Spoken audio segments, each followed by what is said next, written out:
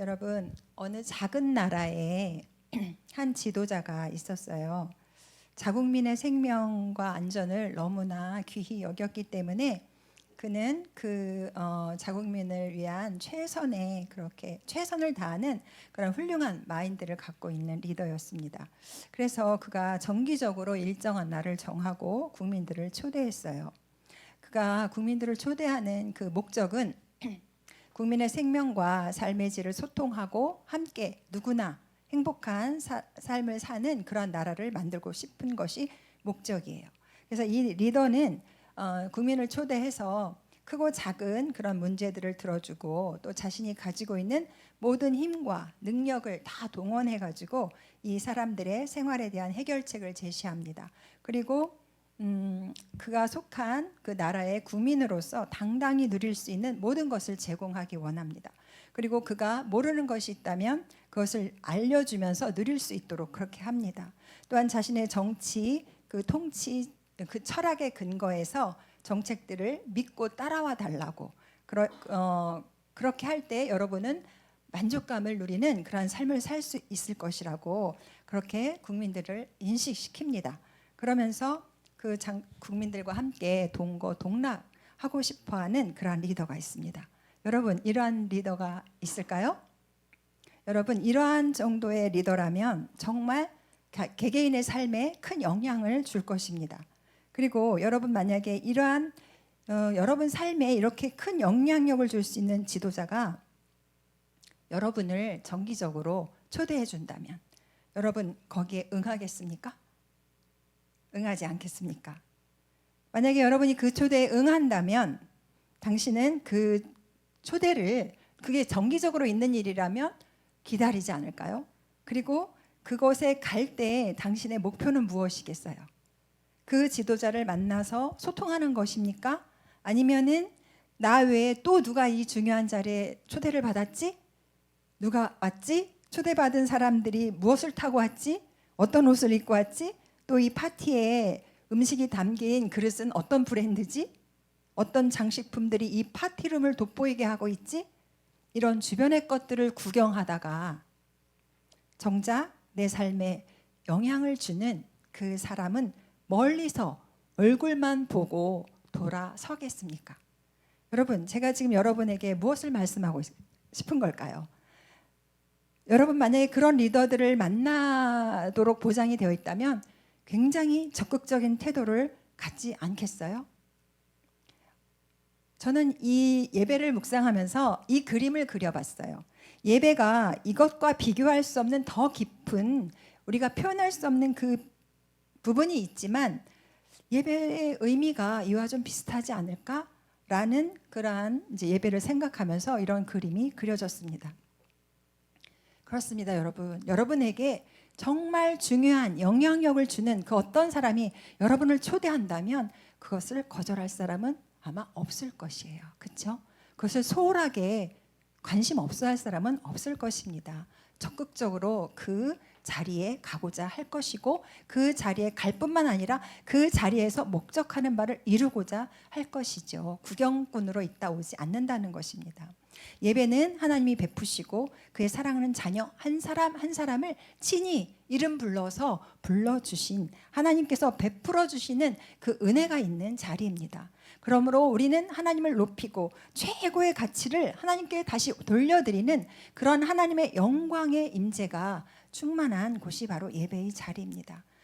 여러분, 내게 영향력을 준 그 어떤 사람이 나를 부를 때 내가 내 삶에 그 사람으로 인하여 온 그 영향력을 가지고 나아간다면 당연히 그를 향하여 감사와 또 그 사람을 높여주고 그 사람을 인정하고 그 사람을 격려하고 찬양하는 그러한 것이 반드시 있겠죠. 예배가 이와 같지 않을까라는 생각을 해보았습니다. 여러분, 그러므로 인해서 우리의 예배의 목표는 우선은 하나님이 되어야 된다는 것이죠. 내 삶에 영향력을 행할 수 있는 사람을 만난다 해도 우리의 자세와 태도가 달라질 텐데 하물며 우리의 생명의 주인 되시는 하나님을 만나는 이 예배가 우리는 어떻게 인식되어야 하는지에 대해서 우리는 생각해 볼 수 있는 거죠. 예배는 가볍게 여겨질 수 없는, 그냥 대충 해치우고 얼른 1시간 정해놓고 때우고 의례적인 행사로 그냥 형식적으로 지나가는 시간이 될 수 없다라는 것입니다. 예배는 살아계신 하나님이 자신을 계시해 주는 자리예요. 그리고 실제적인 그 하나님이 만나기 원하시는 그러한 자리라는 것입니다. 그래서 우리는 이 예배에 대한 인식과 예배에 대한 깨어남이 예배에 대해서 깨어 있어야 돼요. 깨어 있어야 돼요. 왜냐하면 건강한 하나님의 자녀의 삶의 중심에는, 지난주에도 얘기했지만, 예배가 있어요. 삶의 그 중심에 예배가 있어요. 그래서 오늘 은혜의 보좌로 나가는 예배 두 번째인데요. 제가 이제 그 성막을 통해서 여러분에게 제사에 대해서 나눴는데, 왜 자꾸 이렇게 구약의 성막과 제사를 나누냐 하면은, 우리가 그 구약의 제사를 잘 이해를 해야만 오늘 우리가 드리는 이 예배에 대해서 보다 더 잘 이해할 수 있고 이 예배를 더 잘 드릴 수 있기 때문입니다. 지난주에 우리가 함께 나눴던 하나님께서 임재하시는 그 거룩한 구별된 곳 지성소에 법궤가 놓여 있었잖아요. 그 법궤 안에 무엇이 들어 있었는지 한번 살펴보고, 그것을 통해서 우리에게 주시는 말씀이 어떤 교훈을 주시기 위함인가라는 것을 알아보고자 합니다. 첫 번째, 그 법궤 안에는 만나를 담은 항아리가 있었어요. 히브리서 9장 4절 말씀이거든요. 네, 전도사님, 네. 우리 함께 읽겠습니다. 금 향로와 사면을 금으로 싼 언약궤가 있고 그 안에 만나를 담은 금 항아리와 아론의 쌍난 지팡이와 언약의 비석들이 있고, 이렇게 세 가지가 그 법궤 안에 들어 있었어요. 만나는 이스라엘 백성들이 그 메마른 거칠은 땅을 지나갈 때 그들의 허기진 배고픔을 해결해 준 양식이었어요. 그렇죠? 그런데 이 만나를 금 항아리에 담았다고 했습니다.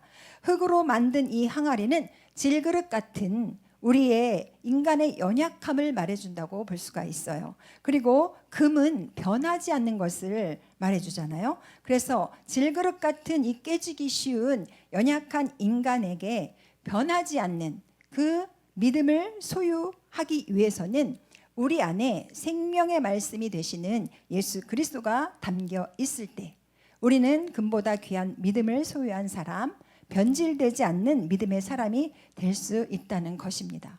여러분, 고린도후서 4장 7절에 제가 읽어드리겠습니다. 우리가 이 보배를 질그릇에 가졌으니 이는 심히 큰 능력은 하나님께 있고 우리에게 있지 아니함을 알게 하려 함이라. 아멘. 그렇습니다. 우리는 질그릇이에요. 이 질그릇에 보배로운 예수 그리스도가 담겨 있기 때문에 우리는 그 하나님의 능력으로 살아갈 수 있는 거죠. 요한복음 6장 48절 말씀인데요. 내가 곧 생명의 떡이라. 하나님께서는 예수 그리스도가 곧 생명의 떡이라고 말씀하셨습니다. 하늘로부터 오는 생명의 떡이신 예수 그리스도, 하늘로부터 오는 신령한 영의 양식이 되시는 예수 그리스도, 그 보배로운 말씀을 우리 안에 담을 때 우리는 힘과 능력을 얻게 되는 것입니다. 우리는 연약해요. 우리 안에 말씀이 있어야 우리는 힘과 능력을 얻게 되는 것이에요. 질그릇 같은 우리 안에 새 힘을 얻게 하는 것은 하늘로부터 오는 보배로운 영의 양식인 말씀이라는 것입니다. 변질되지 않는 그러한 믿음을 소유하기 위해서는 우리는 반드시 말씀이 있어야 돼요. 우리에게는 세상의 지식이나 물질이나 명예가 믿음을 세워주지 않습니다. 세상의 학벌이나 재력이나 인맥이나 권력이 변하지 않는 믿음을 주는 것이 아니에요, 여러분.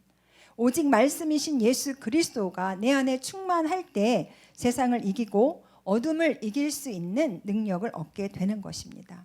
바울은 일찍이 생명의 말씀이신 예수 그리스도를 만나고 그분의 은혜의 임재를 경험했을 때 진짜 귀한 것이 무엇이냐, 진짜 내가 붙잡아야 하고 내가 진짜 표대로 삼아야 할 것이 무엇인지를 알았기에 그는 자신이 이미 가지고 있던, 자기가 이루어 놓았던 그 뛰어난 세상의 지식과 권리와 내세울 만한 모든 스펙들을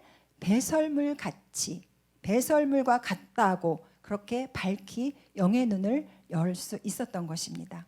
여러분, 은혜의 보좌로 나아가는 예배를 할 때 생명의 떡이신 예수 그리스도로 인해서 우리는 변질되지 않는 믿음을 소유하게 되고, 예배의 처소에 와서 마당만 밟고 있다가 구경만 하다가 간다면, 진정한 예배자가 되지 못한다면 금보다 귀한 믿음을 소유하지 못하게 됩니다. 어둠을 쫓고 세상을 이길 믿음의 자라감은, 그 성장은 오직 예수 그리스도 생명의 말씀이 내 안에 임할 때 그렇게 되는 줄로 믿습니다. 여러분, 속지 마십시오. 양식, 생명의 양식을 먹지 않고 예수 그리스도를 내 마음에 온전히 채우지 않고 나의 믿음은 계속 성장할 것이며, 나의 믿음은 변질되지 않는 굳건한 믿음이 될 것이라는 그러한 기대나 그러한 속는 일이 없기를 바랍니다. 두 번째, 십계명을 새긴 두 돌판이 있었습니다. 신명기 4장 13절 말씀입니다. 여호와께서 그 언약을 너희에게 반포하시고 너희로 지키라 명하셨으니 곧 십계명이며 두 돌판에 친히 쓰신 것이라. 아멘. 십계명은 하나님의 백성의 삶의 규범이었어요. 그래서 1부터 4계명은 마음과 뜻과 힘과 정성을 다해서, 생명을 다해, 삶을 다해 너의 하나님을 사랑하라는 것이죠. 5계명부터 10계명은 이웃을 내 몸과 같이 사랑하라는 것입니다. 다시 말해서 하나님 사랑, 이웃 사랑의 규범을 주셨어요. 그리고 또 한마디로 말하면 사랑으로 살아라, 사랑하며 살아라 라는 것이 하나님의 말씀이에요. 우리에게 주신 말씀, 이 율법을 통틀어서 보면 너희들 하나님 사랑하고 이웃 사랑하면서 살아, 이게 핵심이거든요. 많이 어려운가요? 네. 우리가 하나님을 예배하는 자들로 초청받은 것, 하나님께 초청받은 것은 오늘 말씀처럼 긍휼하심을 받았기 때문이에요. 긍휼하심을 받고 그 풍성한 그분의 그 사랑 때문에 우리는 오늘 예배자로 올 수 있었어요. 예배로 나아가면서 우리가 경험할 수 있는 것은 그분의 풍성한 사랑과 긍휼을 경험할 수 있는 것이에요. 하나님 앞에 갈 수 없었던 방황자로 살아야 했던 우리, 길을 잃었던 우리에게 예수 그리스도가 십자가에서 희생의 제물 되심으로 우리에게 생명의 길을, 오늘 찬양처럼 생명의 길을 보여주셨잖아요. 그래서 우리가 감히 하나님 앞에 담대하게 나갈 수 있게 되었잖아요. 그리고 그분의 용서를 받고 용납을 늘 경험하잖아요. 우리의 허물이 예수 그리스도의 피 때문에 가리워지잖아요. 그 십자가의 사랑이 하나님께서 우리를 품어주시는 그러한 놀라운 은혜의 통로가 된 것입니다. 여러분, 하나님은 우리에게 하나님의 사랑을 알게 하시면서 우리에도 사랑을 하라고 그렇게 가르쳐주고 계시는 거예요. 인간은 용납받는 그 사랑의 터전에서만 성장할 수 있어요. 인간이 성장할 수 있는 유일한 길은 뭐냐면 용서받을 때, 끝없이 용서받을 때 다시 일어설 수 있고 다시 일어설 수 있고 그러면서 성장할 수 있는 것이죠. 믿습니까, 여러분? 아멘. 그렇다면 여러분, 정말 이웃을 내 몸처럼 사랑하는 것이 가능할까요? 가능합니다. 어떻게 하면? 내 몸처럼 생각하면. 우리는 이것을 계속해서 해나갈 수 있어요. 그리고 이것을 한 걸음 한 걸음 성장하면서 할 수 있어요. 왜냐하면 제가 언젠가 이런 예화를 한번 들었던 기억이 있는지도 모르겠어요. 왜냐하면 저는 이게 참 이렇게 머릿속에, 마음속에 이렇게 각인이 되어 있거든요. 어떻게 이웃을 사랑할 수 있을까? 그 부분에 대해서 제가 이제 나의 뭐 저라고 할 수도 있고 또 여러분이라고 할 수도 있어요. 아주 위에서부터 아래까지 하얀 옷을 입고 외출을 했습니다. 그런데 그날따라 폭풍우가 강력하게 불어왔어요. 그래서 이 하얗게 멋지게 입고 나간 옷이 정말 비에 흠뻑 젖고 또 지나가는 차에 의해서 흙탕물이 튀기고 더러운 오물들이 묻어나고 그랬을 때 여러분의 힘으로 그 하얀 옷과 그 멋스러운 그 멋진 여러분의 그 모습을 유지할 수 있습니까? 없죠. 주변의 환경에 의해서 아무리 내가 노력하지만 그렇게 되어질 수 없는 상황이 있다는 거예요. 내가 속한 공동체의 환경이 나의 멋을 유지하게도 할 수 있지만 나의 이 멋스러운 삶을 파괴할 수도 있다는 것입니다. 그렇기 때문에 제가 또 한 가지 예를 들면 제가 유치원에 늦게 아이를 보냈잖아요. 늦둥이가 있어가지고. 근데 그 아이가 무려 한 6살 정도 됐을 때 유치원을 간 것 같아요. 요즘에는 막 한돌만 돼도 막 가고 그러잖아요. 그런데 내 보낼 때 얼마나 좀 불안했겠어요. 노심초사 마음이 그랬겠죠. 근데 아니나 다를까 어떤 아이가 본인을 넘어뜨리더니 발로 밟았다는 거예요. 그런 경험을 와서 얘기를 하는데 아이가 너무 스트레스가 많은 거예요. 사회에 노출이 늦게 된 거잖아요. 그런 게 전혀 없었는데 집에서 근데 그런 상황이 되니까 아이가 스트레스가 많고 저희들도 이제 그 늦둥이를 둔 부모의 그런 모습 있잖아요. 그래서 그 유치원을 한번 찾아간 적이 있어요. 그런데 눈 하나 깜짝 안 하더라고요. 네, 선생님이. 그러니까 또 선생님을 하시겠죠. 그런데 이런 거를 보면서 우리가 느낄 수 있는 게 뭐냐? 내 아이가 건강한 이 사회에서 건강하게 자라기 위해서는 내 옆에 있는 아이가 건강한 아이여야 된다는 거예요. 내 아이가 건강하게 자라기 위해서는 내 옆에 있는 아이가 건강하지 못하면 반드시 그 영향을 받는다는 거죠. 여러분, 그렇기 때문에 내 아이를 사랑한다면 내 옆에 있는 아이를 동일하게 사랑해야 돼요. 내 아이의 정서를 생각한다면 이 아이의 정서가 건강하기를 또 동일하게 바라야 돼요. 이것이 하나님이 내 이웃을 내 몸과 같이 사랑하는 거예요. 사랑하라는 말씀이에요. 이 아이가 건강할 때 내 아이가 건강한 거예요. 우리는 그렇기 때문에 나와 내 이웃은 절대 관계가 없거나 분리된 게 아니라 맞물려 있어요. 맞물려 있어요. 톱니바퀴처럼 맞물려 있어요. 하나님이 우리의 공동체는 이렇게 지으셨어요. 이렇게 디자인하셨어요. 너 혼자 잘 살아가 아니에요. 너가 잘 살기를 원해? 그럼 너 옆에 있는 사람도 잘 살기를 너가 너를 원하는 것처럼 원해라. 사랑해라. 그것이 하나님께서 우리 가운데 디자인해 놓으신, 처음부터 디자인하신 모습이라는 거예요. 우리는 결코 이것을 잊어서는 안 돼요. 그래서 우리는 내 이웃을 내 몸과 같이 사랑할 수 있어요. 그게 어려운 것이 아니에요. 그러나 한 걸음 한 걸음 우리는 계속해서 성장해 갈 수 있고 성장해 갈 줄로 믿습니다. 네, 우리는 하나님께 나아가는 예배를 통해서 하나님의 사랑을 배우고 하나님께 용서를 경험하고 그러면서 우리는 우리에게 허락된 이웃을 사랑하면서 살아가는 그러한 예배자로 힘을 하나님으로부터 공급받게 되는 것입니다. 그것이 예배를 통해서 일어나는 것입니다. 여러분, 세 번째로 아론의 쌍난 지팡이가 있었죠. 민수기 17장 8절입니다. 네, 함께 읽겠습니다. 이튿날 모세가 증거의 장막에 들어가 본즉 레위 집을 위하여 낸 아론의 지팡이에 움이 돋고 순이 나고 꽃이 피어서 살구 열매가 열렸더라. 네, 이 배경적인 설명은 지금 하지 않겠습니다. 그러나 이미 잘려서 죽은 나무에 꽃이 피고 열매가 맺혔다는 것이에요.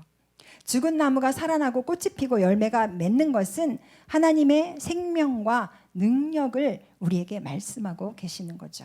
하나님은 사망의 세력을 이기고 죽음을 정복하는 그러한 생명력으로 우리를 통치하시고 다스리고 계십니다. 하나님의 생명은 영원히 사는 생명이에요. 하나님이 주시는 생명은 죽어도 다시 사는 생명인 줄로 믿습니다.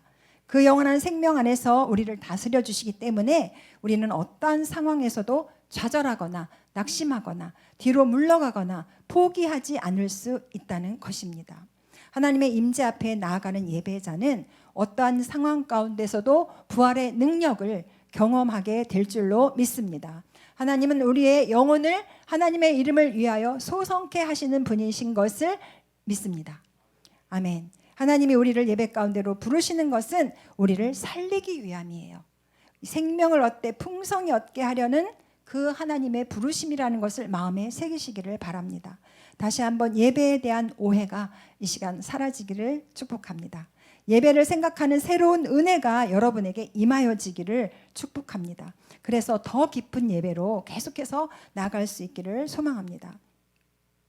네, 그래서 마지막으로 은혜의 보좌 앞으로 나아가는 예배에 할 때 구름 기둥과 불 기둥의 인도함을 받게 되었습니다. 출애굽기 33장 9절에 모세가 회막에 들어갈 때에 구름 기둥이 내려 회막문에 서며 여호와께서 모세와 말씀하시니라고 기록하고 있습니다. 이스라엘 백성을 인도한 구름 기둥은 말씀으로 그 백성을 인도하고 보호하시는 하나님의 임재의 상징입니다.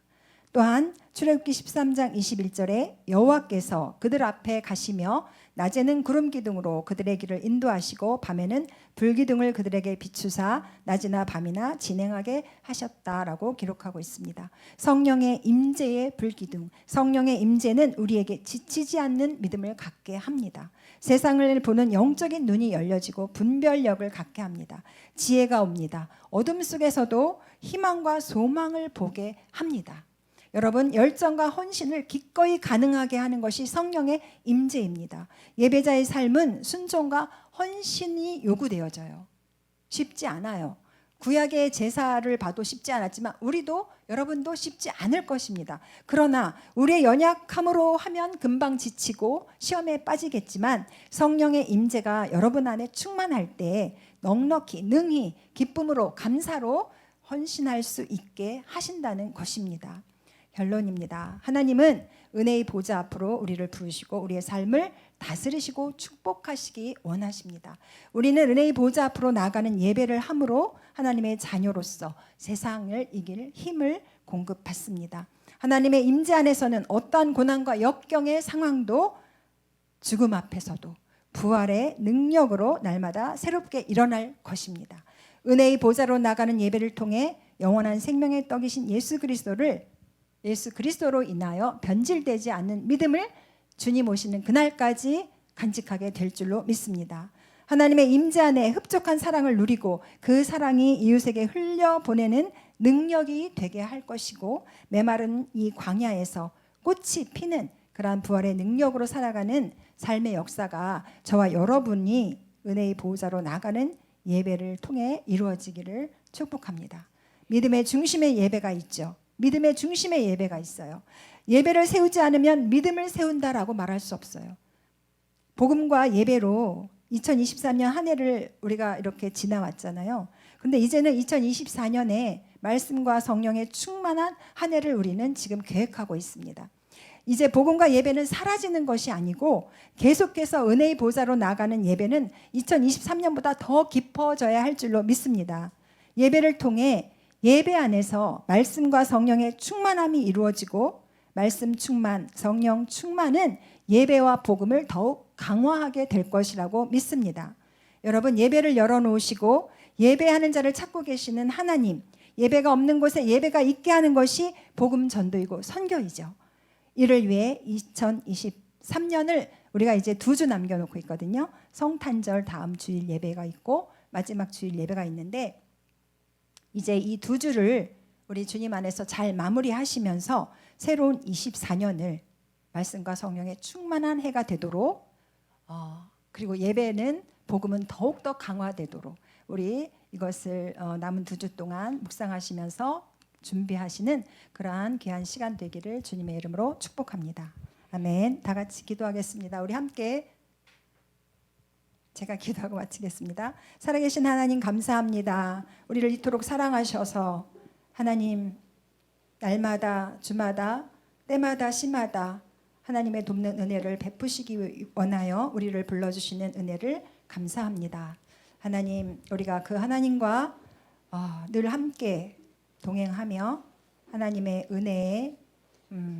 은혜를 누리는 그러한 귀한 저희 모두가 될 수 있도록 축복하여 주옵소서.